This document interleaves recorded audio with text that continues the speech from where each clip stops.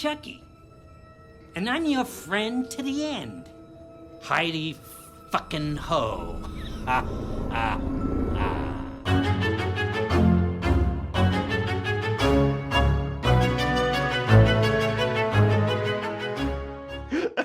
Keep a necklace on. Yeah, I was just reading it. That's all it is.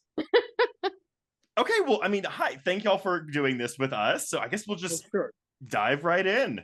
So this is actually just one more for Brad. This year, you obviously have more on-camera scenes, like with you in the flesh. So was there more time spent filming for you than just doing the voiceovers? It actually takes, the voice work takes way more time than you would think. Really?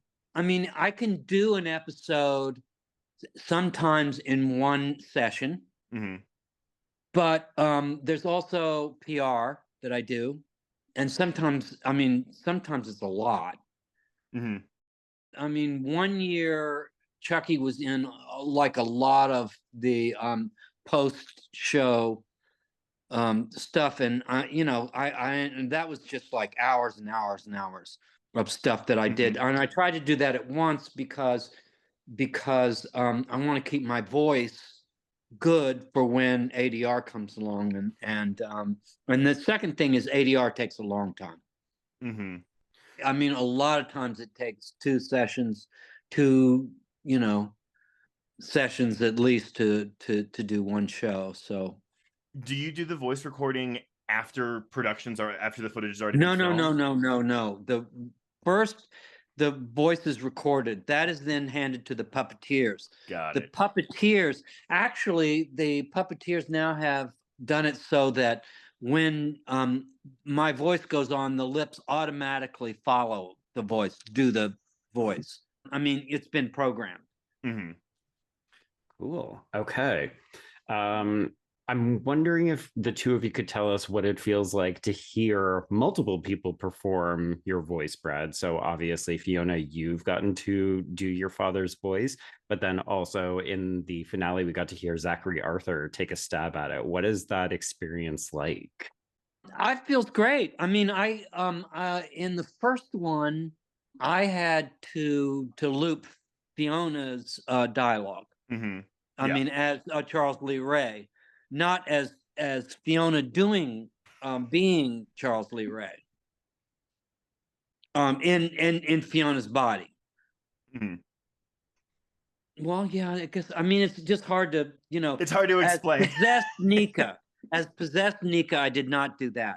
I did Charles Lee Ray. I did for that season. I did her as Charles Lee Ray, which I regretted, frankly, because a lot of her stuff was like really good, and I really felt bad replacing, you know, her beautiful work with my garbage. But y'all switched it out for this season, right? Though, because Fiona, you're not dubbed over in the finale. Yeah, no.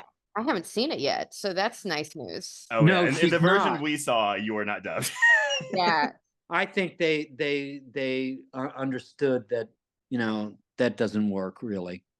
I mean, every once in a while you might luck into doing something as well as or better even than the original dialogue, but that's extremely rare. And I know what I'm talking about because I've done a lot of it. And Fiona, did you like? I imagine since you grew up with your father, you had an idea of how to do his voice. But did y'all like sit down and do sessions with each other to mimic him, or did you just watch the movies a bunch? Like, I'm so curious about that. Yeah, she doesn't sound like me. Thanks, Dad. No, well, you don't. I mean, you sound differently at different times in your life. Fiona's Charles Lee Ray is Fiona's Charles Lee Ray. It works because it's very easy to see, and enough of it is the same, but it's still different. It's not an imitation. Let's put it that way. And if it was an imitation, it wouldn't be as good. Yeah, I mean, it's a question that I get a lot about it is, you know, did we work together to how odd it is to play somebody who, you know, has been playing this character for 35 years. The deal is there's very little footage on actual Charles Lee Ray. Right. There's only 3 scenes. There was a conversation we had I was like, what makes Charles Lee Ray tick? And the answer is, he kind of loves his job. He's scared of oblivion. And that didn't really register for me. So I took versions of it. And then it became, it kind of became my own thing. I mean, I didn't think it was going to work. When we first did the camera test, I was like, is this ridiculous? But I mean, it is, but like that's it kind of par did, for yeah. the show, I think. Yeah. Yeah, I mean, the response I got for people afterwards is they thought it was my dad made digitally to look younger. Oh. And then I had played a character on a television show called Dirk Gently's Holistic Detective Agency that was sort of this like masculine kind of feral creature. I've played a few characters that are like kind of men and women at the last minute. I don't know what that says about me, but I had trouble separating them, even though I think of those two characters very differently. But Don Mancini would come on set and he'd be like, you're playing Bart. Stop making it New Jersey. And I was like, he's from New Jersey. Yeah. No. There was a lot of that, but it was very cool finally to be in a scene, share the screen with my dad. We've never done it before. And I had his face on my face when we did it. It's fucking weird, excuse my language, which is wildly weird. Okay, well, why don't we talk about what it was like to film that theater scene in the finale? Because obviously we get the callback to all these different Chuckies. We're getting footage from all the different films. But yeah, I mean, the two of you actually get to act as the same character, but different iterations for the first time on screen. So what was that experience like? When Fiona first started acting professionally, we did a lot of auditions together. I mean, if it was her audition, I read with her. If it was my audition, she read with me. And we did this a lot. After the nerves were over and we were really doing it, it just felt like I was back in my living room. And it felt really great. It felt like I know how to do this. Yeah. And the scene is so celebratory with all of the different Chuckies and the footage, and it's just so fun. And in it, there's some type of angst, I think, with Chucky always, but ultimately he's having the time of his life. He has all the power. He does everything he wants. It's a really great. It's a fun person to be able to embody, at least how I think of it.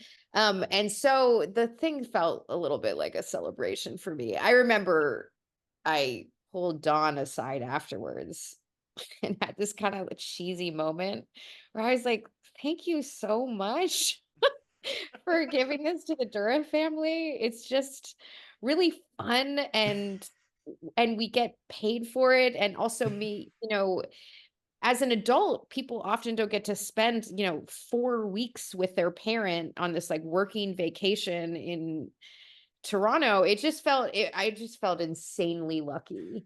I like that you call it a working vacation, because is that what it feels like, honestly, when you'll come back to do this show or any movies?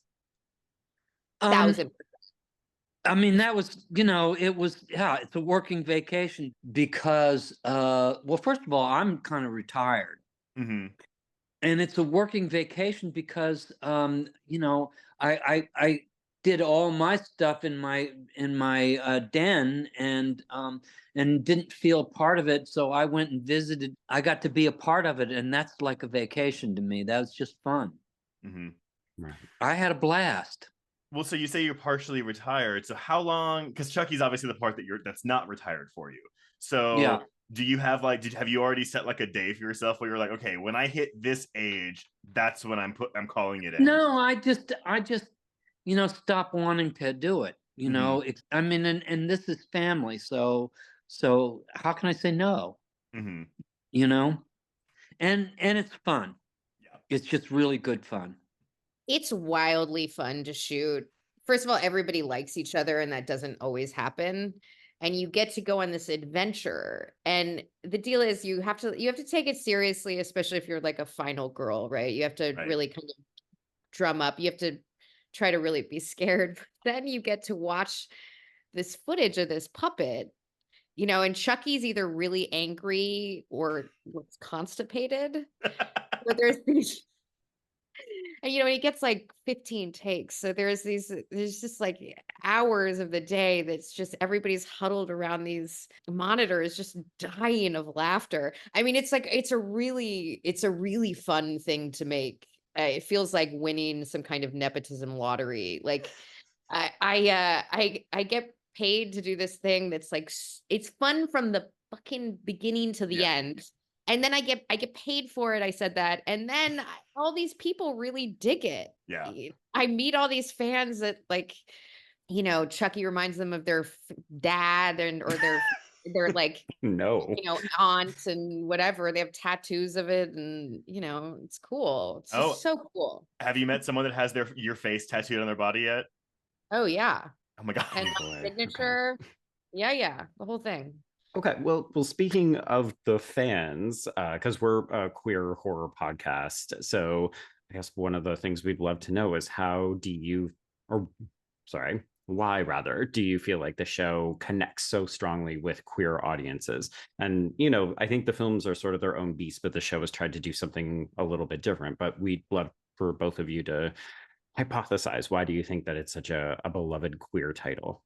Well, obviously, the two lead guys are gay, and so it's very much about this time in this kid's life when he's really discovering himself, and he, you know, deals with that, you know, and we see that, and I think it's important to see it as an event in someone's life when at the same time, you know, it's a horror film that's camp, and you know, a horror series that's really camp and a lot of fucking fun.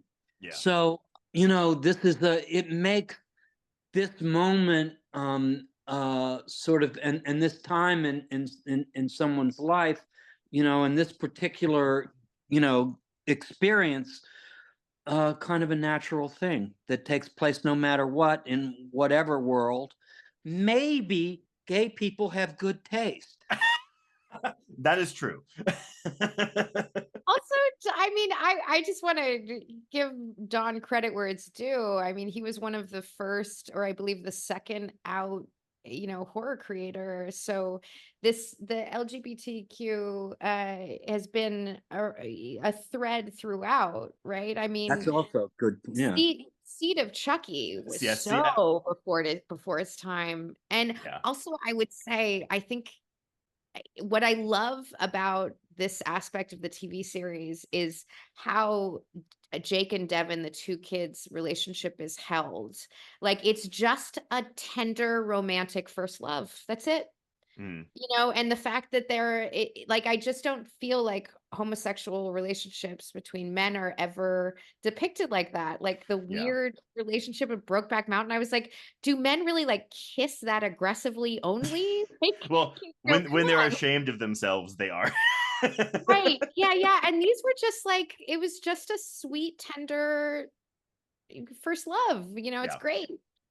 Don deserves all the credit.